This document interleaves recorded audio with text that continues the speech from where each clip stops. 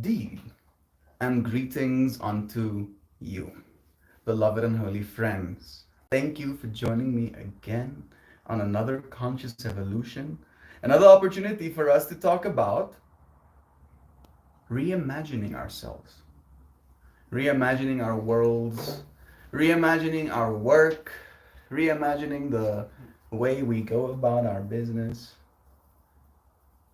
reimagining our interpretations. I've been editing some footage. Yesterday we did that interview with the athletes, and today there's been a lot of editing going on. And as a part of the editing, I also did the interviews, so I'm seeing myself. Right? And that seeing of yourself brings into your mind a certain awareness that you usually do not have.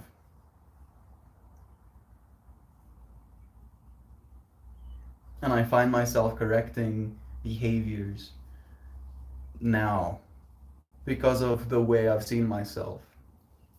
Right? And that is, in a way, a reimagining of the relationship we have as humans with ourselves. Because the closest you could get to a reflection of yourself was maybe in, a body of water back in the day. Maybe at some point we developed culture and we could have people play. We could have them pretend to be us. And we could maybe learn from that perspective, from that imagining of ourselves.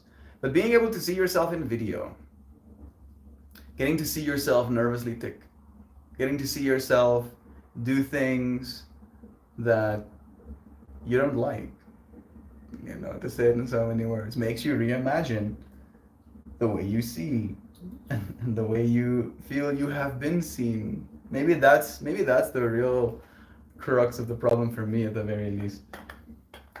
So I realize that I'm extremely awkward, ridiculously so. I see a button on my screen. I'm gonna press it. I don't know what it's gonna do. Ah, cool. It makes me Okay, that's kind of cool. It creates a highlight. It creates a highlight. So if something cool happens, I can hit that button and then it creates a highlight. Sweet. My mind is now thinking about all of the chances we've had to hit that button in the meanwhile. And I just did not know what it does until this very moment.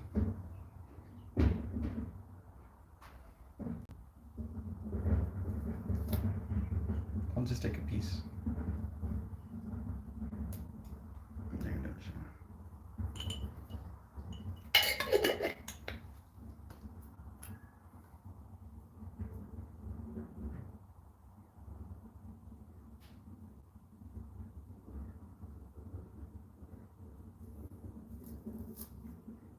I rolled the homies some joints yesterday as well.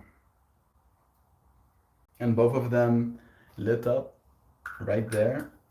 And both of them nipped their joints. I did roll them some of this. Both of them nipped their joints way early, like 3 puffs in.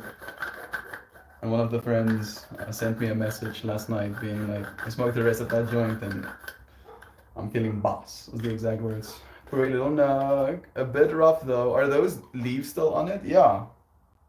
They are leaves still on it. Oh, solid! Whoa! What a trip, dude. It's nice seeing you. They still have some leaves on it, but that's what it looks like afterwards. Like here's a little leaf that you would see on the outside. But you can see that clearly has like fuzzinesses on it. And the only reason, my dear Sam, the only reason why we trim our bud to the point where it has no fan leaves on it is because when you smoke your bud, those fan leaves are especially harsh. All of it's harsh, but they're especially harsh because they have more chlorophyll and less of the THC in it, right? So it's a surface area, it's a volume thing. But since there's no combustion happening in this little chamber, I don't really mind having extra fan leaves on my buds. So I trim them on purpose a little bit under, and then I fold those little fan leaves onto my buds, and then it creates this sticky blanket that protects all of those trichomes inside. Could be could be more trimmed, it's true. But but that's nice. Chunky grind, yeah. My grinder does have some big horse.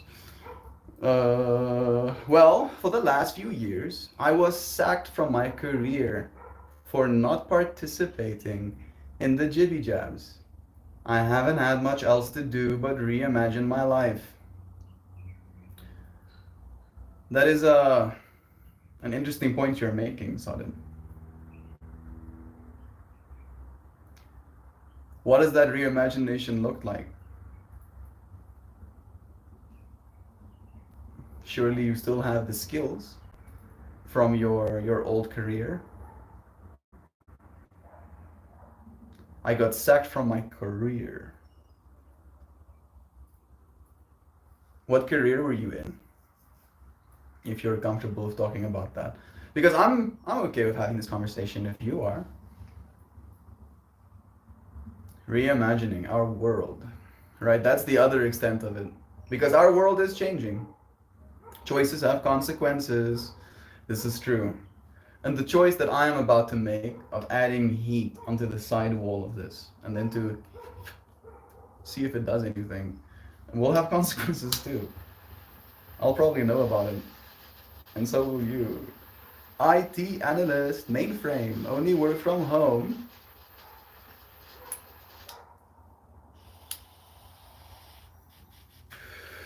Due to permanent partial disability of my leg. Well, IT analysts working mainframe should still be something that's valuable. And a lot of that can be done from home, right? I only work from home. And you got sacked from your job for not wanting to, be Vessen in M&S?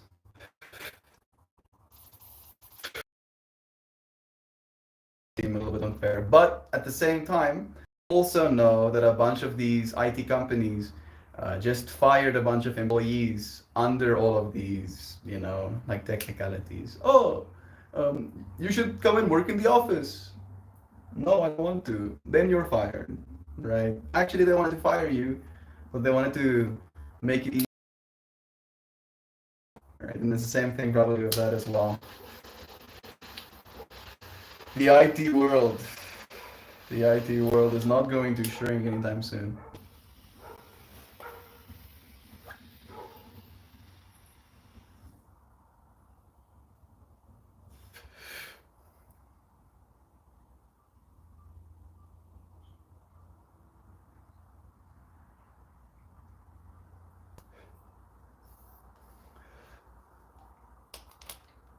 Just like every choice in history of man, choices have consequences. You want to share, Doctor? What choice did you make that had consequences? The choices I've been making and the consequences I've been facing is letting other people buy my time. And it was a choice I made, but the consequences that I'm working more hours than I quoted. Like a lot more hours than I quoted.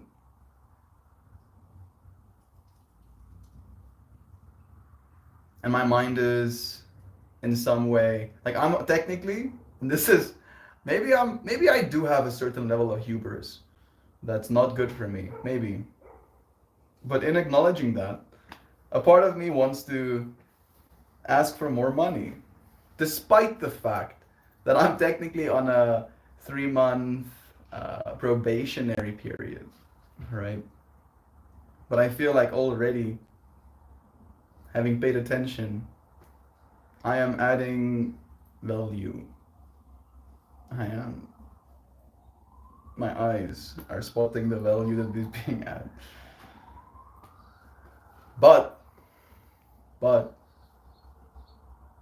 it might not be the best thing for my career. Right? And I have been in some way about that. Right? The other day someone asks me, "Hey dude, do you have like a laser projector? Do you like already own a laser projector?"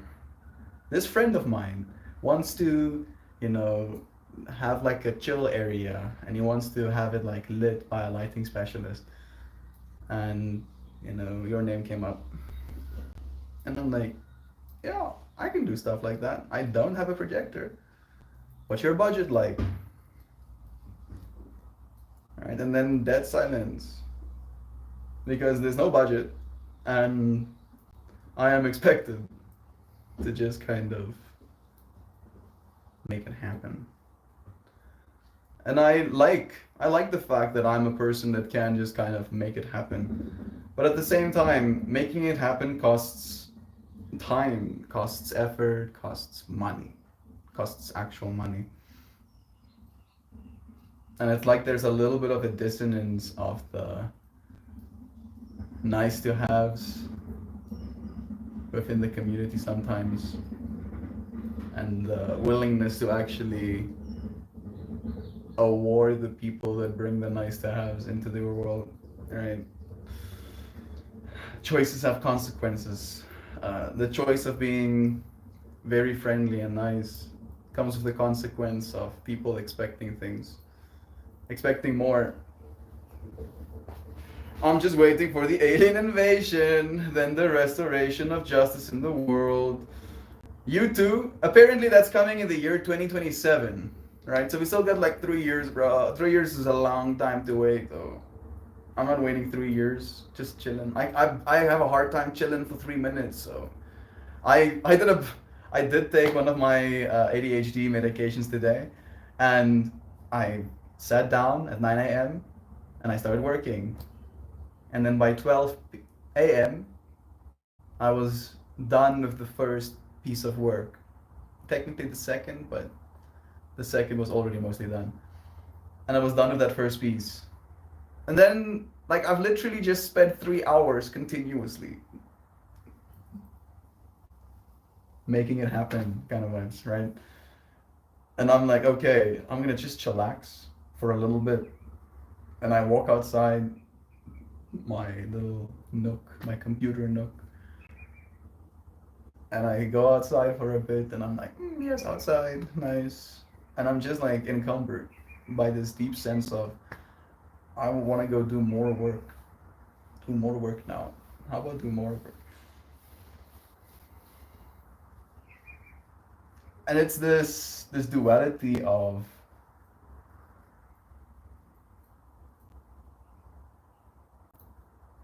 I don't know.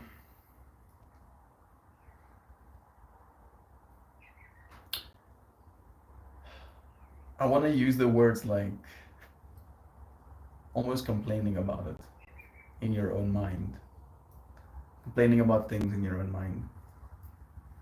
And in this moment, I feel called to reimagine that relationship I have with spending a lot of time doing something that doesn't really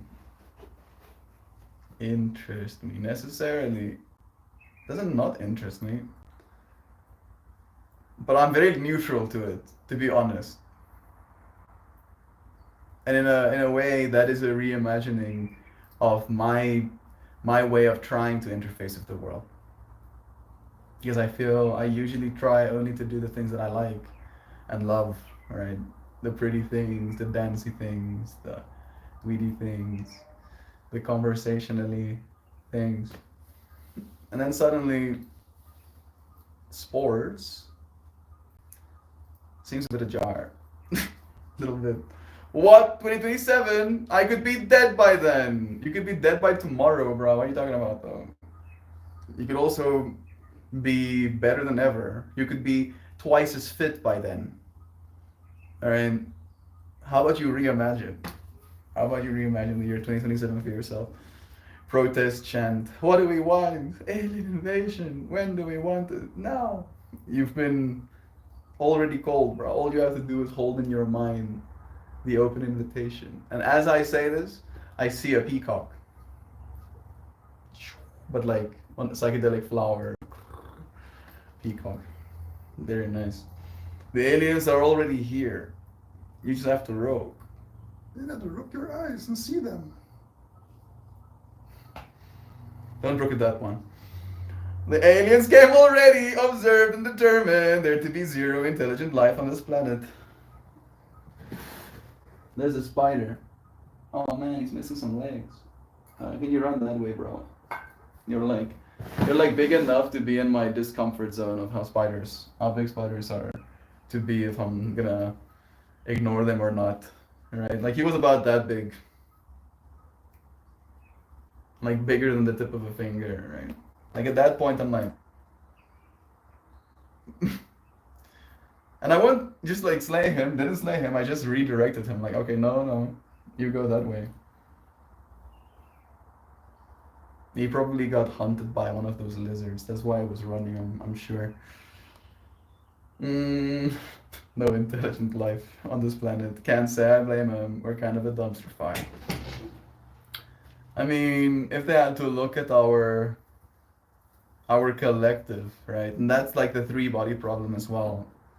They see humanity as a singular thing. And in that way, humanity is pretty stupid. Pretty stupid, pretty dumpster fiery. But there are outliers, like you. Points into the ether. That point hits someone in ether, alright? Look at us. Parts of humanity. I feel like a dumpster fire sometimes, but it's not true. I'm realizing now, I don't know if you've seen it, but that guard is literally too big. Come on this way. Ah, yes, it's too big to close the door. Yeah. Yeah. It's truth.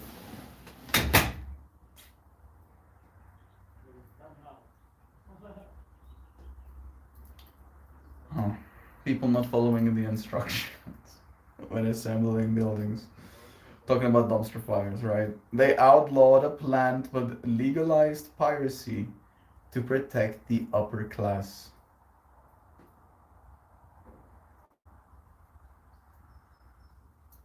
I don't know what piracy you're talking about, but I do know what plant you're talking about. For me, I think the thing that would be the most concerning if I was an alien is watching a person abide by such laws.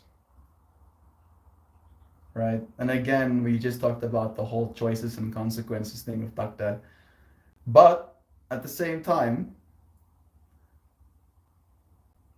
there's a certain level of like human stupidity in just believing what the government says. Like there should be a healthy amount of skepticism and a large dose of transparency in our government. If it's ever to be something actually, I want to say net good. I don't want to say the government isn't net good. I think it depends on which government we're talking about. Like if we're talking about the government that is public utilities, then net good, right? It's nice to have those kind of things. But when it comes to the military spending, when it comes to the corruption and siphoning of funds, there's a lot to be concerned about. Yeah. What? 2027. I hope it is. 2027 would be a good year. I'll be turning 29.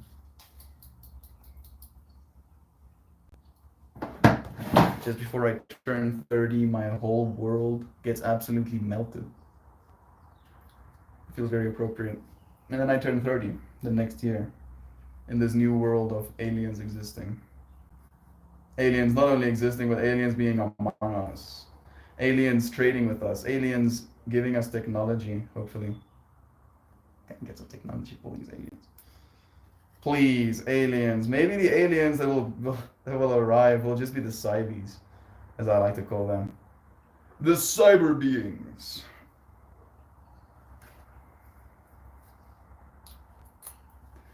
Still, it's gonna give us cool technology. The future is very unknowable. I feel like this time of existence is going to be marked by a certain level of uncertainty.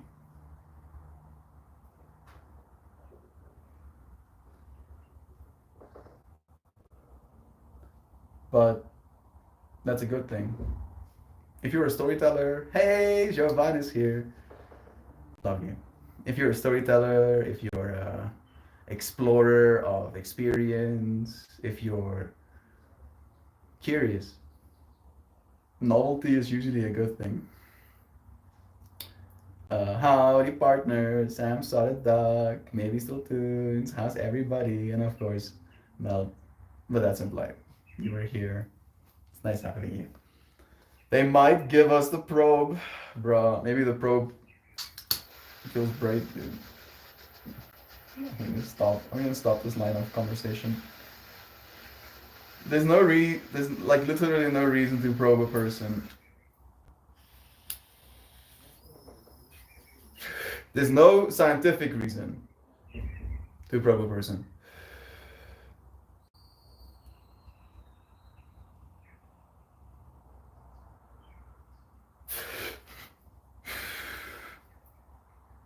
What does that mean, Mel? It means that if you were an alien species that could kidnap people, you would have technology and scanning technology, especially sensors, equipment that could analyze to a degree that would far exceed any human imagining. And in that way, putting something up someone's ass to get more information seems a little bit redundant and silly. However, if you're doing it for the person, that's a whole other story. But that opens a whole different kind of worms. Who are you trying to fool? Aliens will come here, and half of the population wouldn't listen to him anyway. Just like if Jesus came, his own supposed followers wouldn't either. Yeah. That does seem to be a common theme. But again, aliens is a little bit of a different ball game. Because again, it makes us come to terms with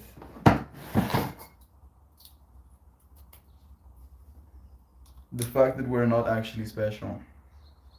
In fact, we might actually be inferior. And that idea, that even thinking about it, is terrifying to the average human being. And I am the average human being. Right? I don't want to think that I'm not special. I don't want to think I'm not the best. Right? Alien rocks up to my planet, literally 10,000 times more intelligent than I am. Right? Looks at me the same way I'm looking at this ant right now. Right? Like, one of his legs are not moving. So I'm like feeling kind of bad for it. And maybe in that way, the aliens would look at me and be like, oh, 99,000%, of his intelligence is lacking. Shame. Poor thing. And I'll be like, no, aliens, please. Please, aliens, I'm smart. Is that ant just climb on me? He did. Look at you, little anti, exploring new worlds. I'm trying to pick you up so I can show the friends. Look at this dude. Yeah.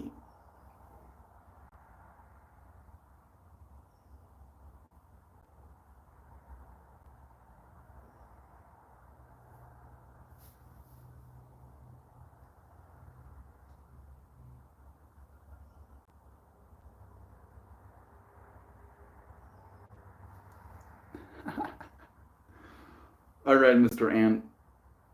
I'll send you on your adventures.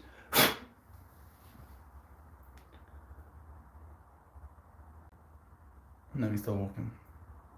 I heard him hit the ground, and I was like, oh no. Right? Thinking about an alien doing that to me accidentally. Me being like, hello aliens, what's up? And then being like, oh hi, look at this thing go.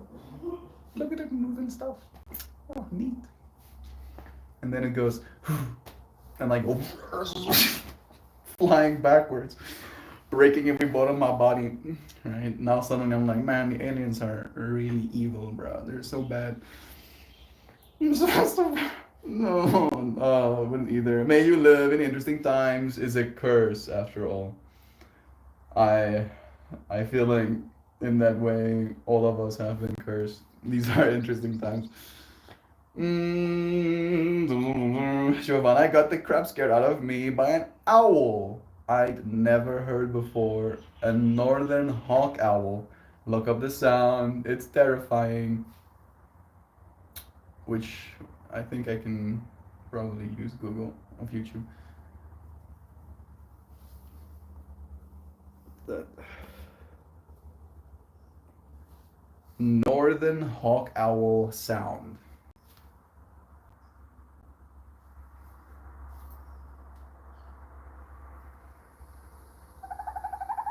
That's the sun.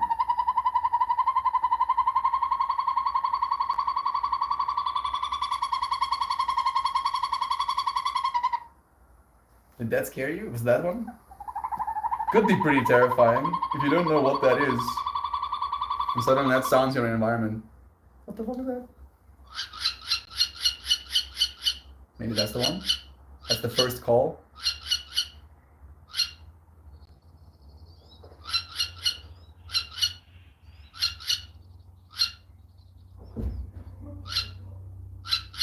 Still the first call, and there's a third sound coming up now. That's the one that scared him. What the fuck is that?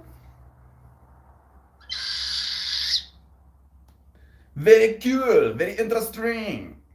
And again, technology. Right? The fact that I could just, from cyberspace, pull the sounds made by the face of a creature that lives not in my world. Doesn't live in my world. Probably no hawk owls where I am. Whoa, whoa, whoa, whoa. What's that noise? I didn't remember I was coming from. I mean, they were pretty good Burmy sounds. You know, I'm happy that they sounded real enough that you thought they were, in fact, real enough. Goodness.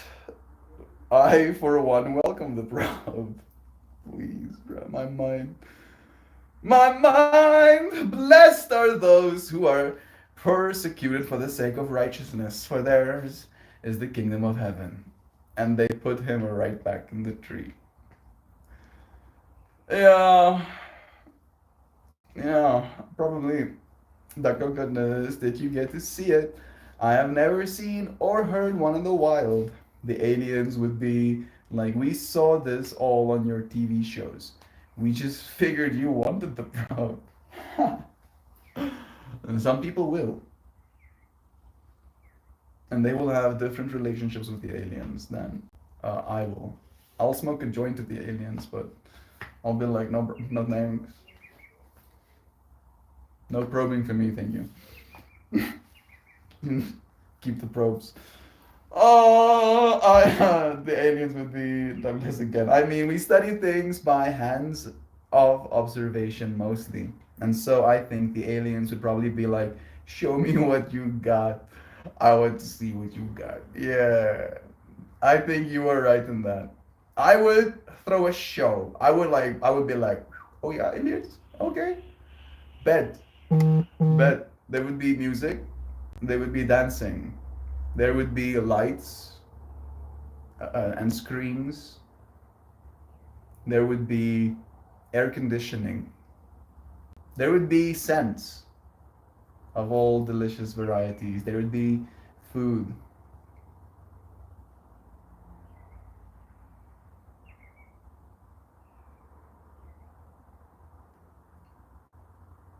And then there would be the display of all of those things, right?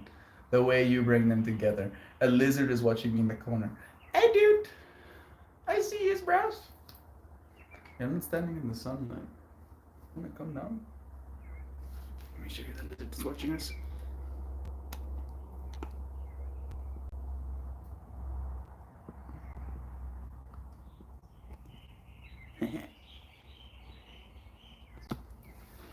All right. Wait till you hear an Australian possum at 2 a.m. I was actually the first one. Let me back up a little bit. The northern hawk. It will call at 2 a.m. in the forest valley surrounded by nothing but you and a tent. I don't love it, love it's true. I was actually the first one. It was actually the first one that. But it got increasingly louder, and the sound carried so well in the mountains. Yeah, that could be pretty eerie. Especially again, if you don't know what that is. And in my mind, it sounds kind of like a bird call, but at the same time, it sounds like a bird call. Like if I heard that in broad daylight, I'd be like, oh, this is fine. But again, as Doc Dad said, it's 2 a.m. and you're in a tent in the middle of nowhere, and then you're hearing that sound, and maybe your mind is registering it like, oh, bird. But then at the same time, you're like, but the birds are sleeping. Surely, surely the birds are sleeping. And imagining an owl making that sound also seems kind of like misplaced. So your mind probably doesn't make that connection in the moment. I feel you, bro. I also had no cell service in that tent, so I couldn't look it up till morning. But I kept convincing myself that it was an owl based on experience. I kept convincing myself. You see that? Duck Dad was like, please be an owl, please. Surely that's an owl. Surely it's not some eldritch, horrible, monstrous, terrifying creature of the night, you know? Like, please. Please, only owl. This is fine. Everything's fine. Do I have any experiences like that? For me, it's usually like crashing sounds. Like hearing crashing sounds at night. Like at the other side of the house, for example. That usually messes with me around where I'm like, bro, what's making that sound though? Because I think in a way we believe, and maybe I should reimagine this, we believe that only autonomous things can make sounds and move things. When things displace and suddenly fall over as well sometimes and make sounds, and the creaking of temperature differentials as well, you know, that also makes a big difference in noises suddenly being made. Hearing that noise, being like, gotta stay in a tent, it's probably a trap. Surely the burbs are sleeping. Exactly. Yeah. And I feel you, bro. I reimagine, you know, the experience you must have had. Modern humans, man, struggling with ancient tendencies to protect and defend from threats, who now bombarded with horror films, and once again convinced of shit in the shadows. This is why no aliens. I mean, if the aliens showed up, we would once again be scared shitless of the shadows. So it's kind of like a juxtaposition, right? They might as well just rip the band-aid off, let us be scared for a while, and then we can get back doing our thing or whatever. Because that is unfortunately the problem. It's the unknown we are scared of. It's not actually the shadows. It's not knowing what's in the shadows. And then you are given an infinite freedom to reimagine. What could be, what could be, what could be, what could be. And technically, from a evolutionary and survival perspective, by being able to do that, your ancestors survived.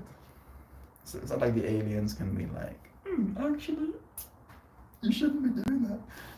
Because if we didn't be doing that, we wouldn't be doing anything at all. Right. Love is true. If I hear an American possum here in the Midwest, my first thought is, bitch, you lost. Where did you where did you take a left turn to end up here, bro? Australian possums. I mean, could be some sort of settler bringing them over as well. Possum is not that far from a rat. No, possum's far.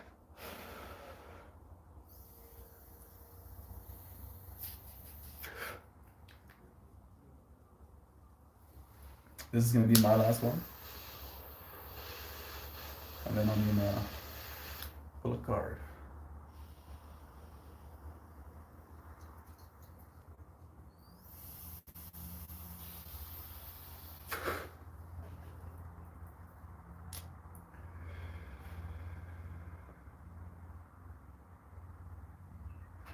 Choices have consequences. And the choice of reimagining your life will probably as well. Unfortunately, the word consequence is in our mind very much linked to the negative. But there can be positive consequences as well. You reimagining your life in the way you want to live it could have the consequence of an abundance of happiness, joy, and connection in your life. Surely. Thank you, friends, for adding joy and connection in mine. I'm gonna go and get my other deck of cards. It feels like an oracle deck kind of day. What's up?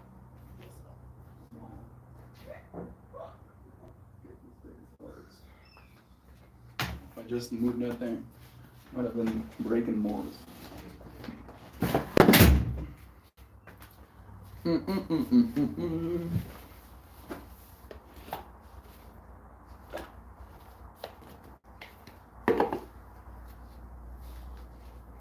Rebecca Campbell is a celebrated spiritual teacher and an author. She teaches internationally, encouraging people to answer the callings of their soul. The callings of your soul. Teaching people, encouraging people to follow the callings of their soul.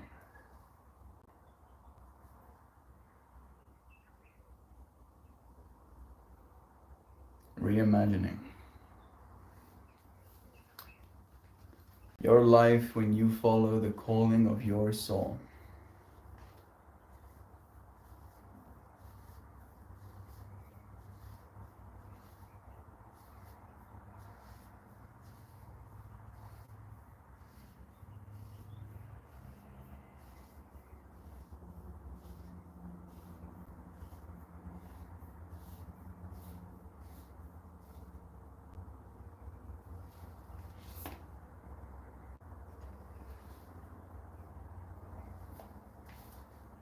Making bacon on the Blue Ridge. On the Blue Ridge. I don't know what the Blue Ridge is. Making bacon. Making bacon pancakes. Making bacon pancakes.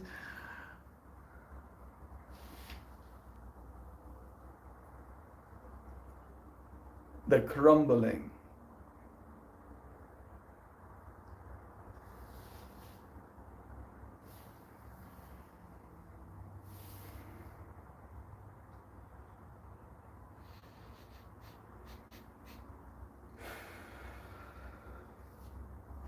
The crumbling, huh?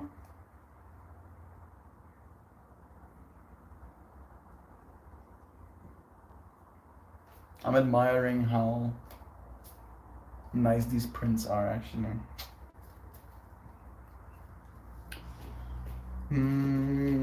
Sam, does this card remind you of Attack on Titan? Is that Attack on Titan's abbreviation? Good times.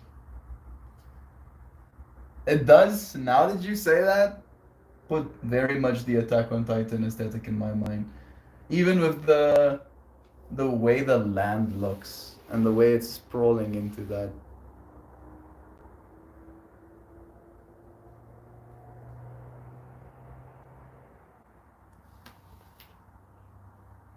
The crumbling. Show the card one more time. I was getting cereal. Unacceptable. All food eating needs to halt. Didn't we talk about? Didn't we? I'm joking, Sam.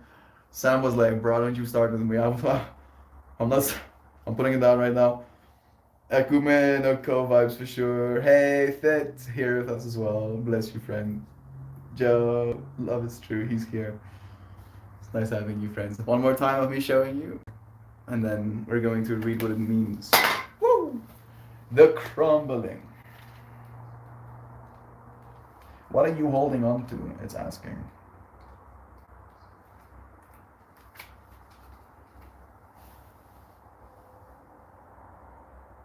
You ready? It says that there is a shift happening right now where anything inauthentic can no longer survive. Relationships, jobs, social structures, goodness. That's kind of unreal, right? We did talk about reimagining our lives. I'm gonna start over because I feel like this card is like on the money. The crumbling sounds like a new cereal. Very clever, Suddet. That's very clever. I really like that. Shift happens, bro. Shift. Shifts happen. That's how it works sometimes. A good pie flavored cereal, the crumbling. Stop with the food talk. This is important. We should be locking it in right now. We should be laser focusing. There's like some more laser focus. Some. I can feel it. Like there is a shift happening right now where anything inauthentic can no longer survive. Relationships, jobs, social structures, anything built on shaky ground is destined to tumble down. It's happening to bring you back home to who you truly are, both individually and to society as a whole, so that you can live a life that is in alignment with who you truly are. When you're in the thick of it, it can feel like a personal attack from the universe. Have faith, because the difficult times will be your defining moments. You will be reborn in the fire. You are being called to surrender, to stop trying to hold it all together, to loosen your grip, to let the crumbling occur. It may be difficult at first, but in the end, the sooner you let go, the sooner the rebirthing, the reimagining will occur. What are you trying to hold together? What are you doing your best to avoid? How are you trying to pretend everything is okay? You have what it takes to allow what is falling away to tumble and fall. Once the tower has crumbled, you will be able to rebuild your home on solid ground with mighty foundations and a view that is so magnificent that it will take your breath away each new morning. Kali, the god of destruction, and the Black Madonna are with you now. Lay it all on their altar. They can hold it all. What are you clinging to for fear of nothing coming to take its place? I'm clinging to money, right? It's such an embarrassing thing to say as well. You know, I feel so shallow. Like I am clinging to any opportunity available right now, out of fear that there won't be any to take its place.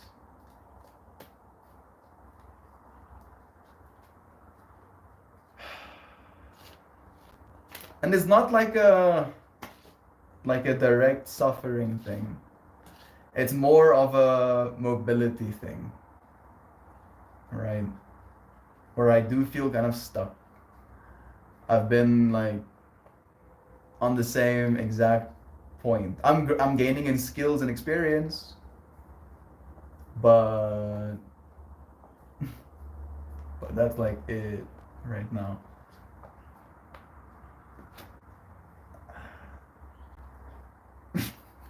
Reimagining, reimagining. I did just in saying that, kind of reimagine as well a way for me to reframe this whole experience.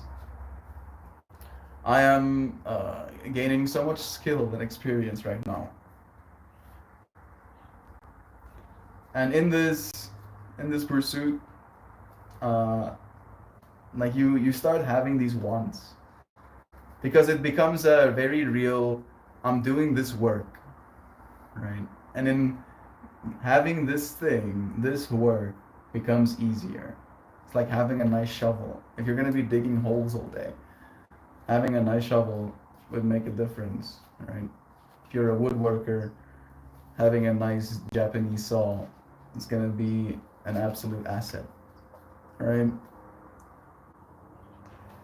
And there's again like the mobility thing. There's no freedom to just without any regard get the tools that are needed.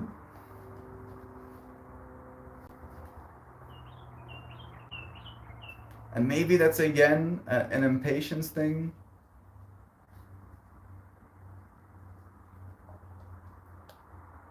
Probably.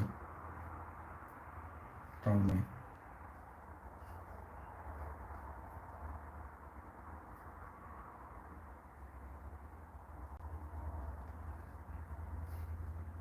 It's also like a collective thing, right? Like the amount of time you spend feeling stuff.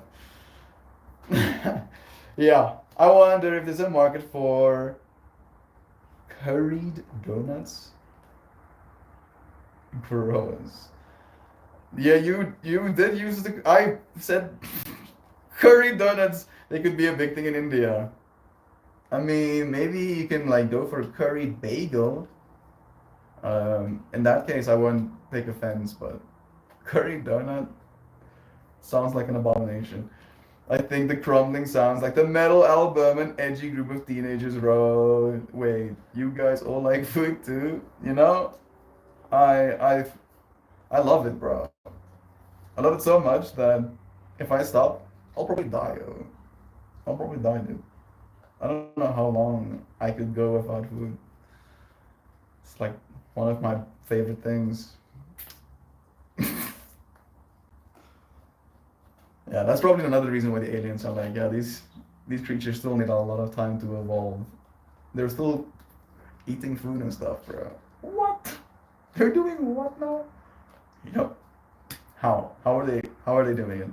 They have these little. Well, first I should back up. They have skeletons. And these skeletons are keeping in organs. That's digesting said food. And then out of said skeleton protrudes these little teethy bits. Most of the skeleton's covered in flesh, but they have these little teethy bits, like little bones protruding from said skeleton out into the outside world. And then they use that to mush up said foods to make it easier, but I just reimagining.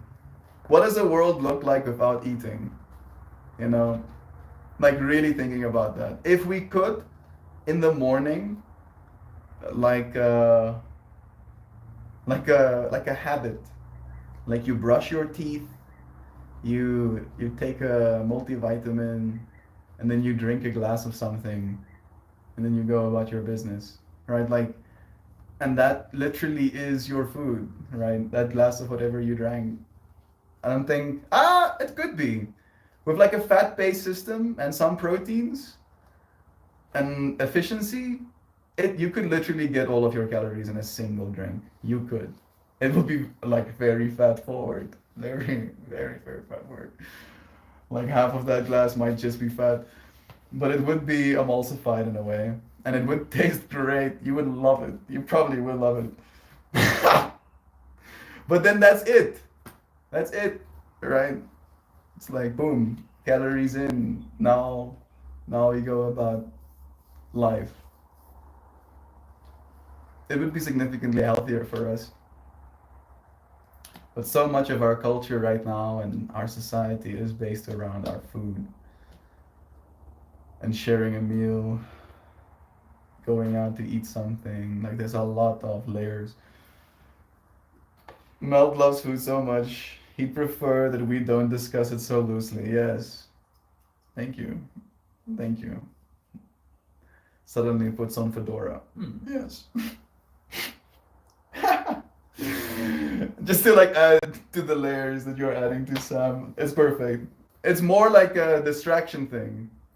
It's like I'm hungry all the time, and when we start talking about food, it becomes it goes from being like, yeah, this is how it is, to, oh, now I'm aware of this fact, and now I'm trying to have a conversation, while at the same time being prompted like, hey, bro, how about you do that thing where you eat stuff? How about you stop doing this thing where you sit down and you stand up and go and eat things? How about you do that? And I'm like, hey, bro, you have like some body fat though. How about you eat that? And I don't want to be doing that. I don't want to be doing this. Right? That's the whole food fractal. It's fine though. I think the whole curried donut kind of like steered me off. Like, just saying those words.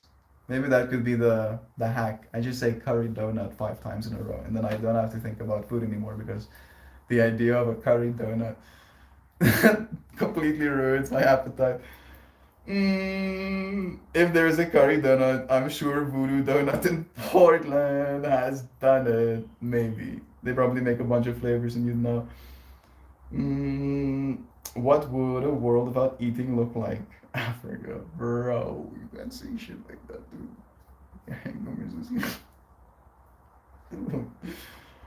I live in Africa. There's plenty of eating happening in Africa, bro. Don't you worry.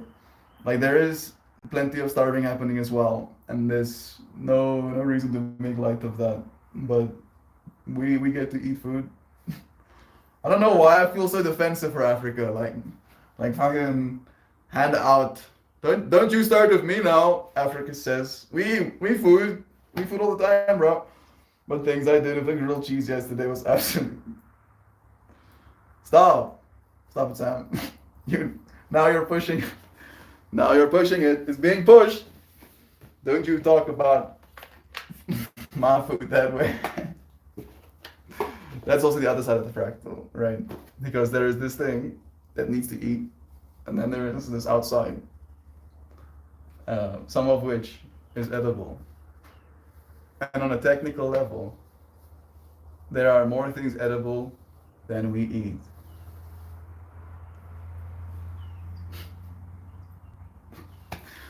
So you better watch yourself. You better watch yourself. The correct answer is, what would a world without eating look like? Is no, stop. It's not like that. I'm talking about an idyllic world where eating is something that we have moved past. At least as a, again, like thinking of it from a perspective of the amount of energy that goes into it. And maybe at some point we find that energy is better used elsewhere. And maybe that point will never come. And you'll be like, Mel, what the fuck were you thinking, bro? Letting food go? Why would you ever think about that? I'm sorry. I'll take it back. I hope you all have the most inspired of days. Everyone. You're super duperly, for really reals and truly truth so cherished, Maverick Mel, and all of you, oh so divine, captivatingly creative, vivacious, visionary, incredibly insightful, fanciful, fascinating, uniquely unorthodox, way, whimsically wowing, authentically wholesome humanimals. reinvigorating ourselves with reimagination.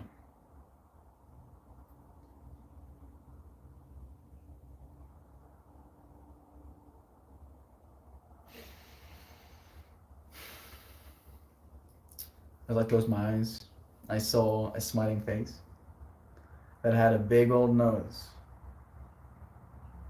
And then as I tried to look at said nose, I realized the nose was actually a fireplace. And there was this column of fire going upwards. And reimagining a face into a fire feels very apt to today's stream. And the card we pulled as well. Love to you, Joe. Thank you for a goodbye message. I'll see you again soon, dear friends. Tomorrow. Goodbye.